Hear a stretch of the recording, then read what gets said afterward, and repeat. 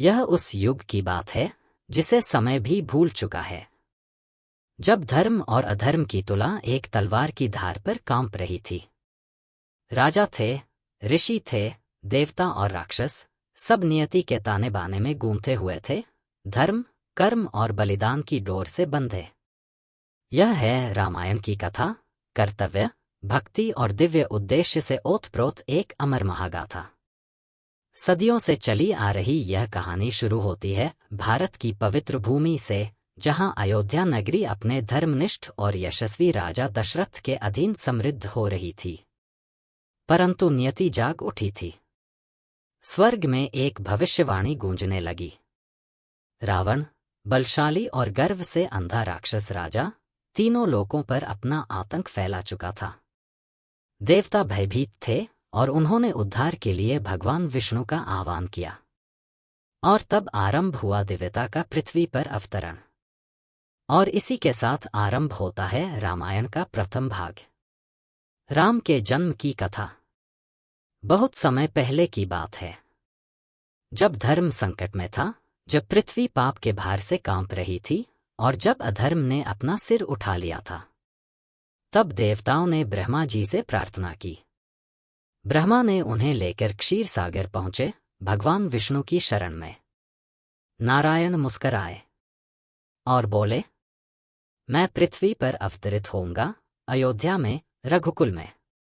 मैं धर्म की पुनः स्थापना करूंगा। यह अयोध्या थी, सूर्यवंश की राजधानी। यहां राज्य करते थे महाराज दशरथ, पराक्रमी, न्यायप्रिय, परंतु दुखी। महल का आंतरिक भाग दशरथ उदास होकर राज सिंहासन पर बैठे हैं। दशरथ धीमे स्वर में, मेरे पास वैभव है, सेना है, प्रजा है, पर एक वारिस नहीं, कोई नहीं जिसे मैं अपना कह सकूं। गुरु वशिष्ठ का प्रवेश।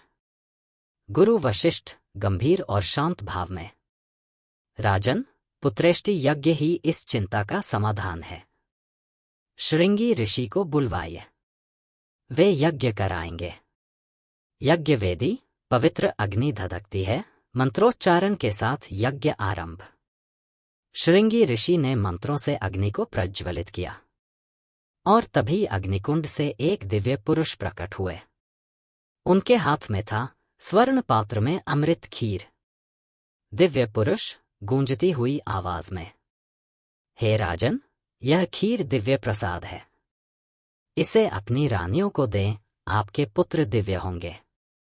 दशरथ कौशल्या को आधी, कैकेयी को 1/4 और सुमित्रा को 2 बार 1/4 खीर देते हैं। समय बीतता है।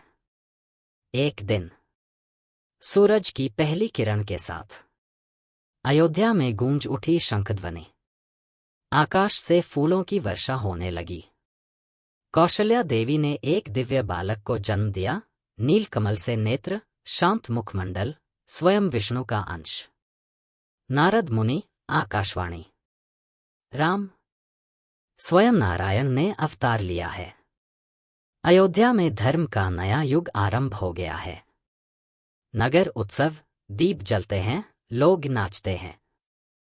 साथ ही जन्मे लक्ष्मण, भरत और शत्रुघ्न, चारों भाई, जिनका बंधन युगों तक मिसाल बना। यही थी शुरुआत उस महाकाव्य की, जो न केवल भारत का बल्कि मानवता का आदर्श बन गया, रामायण।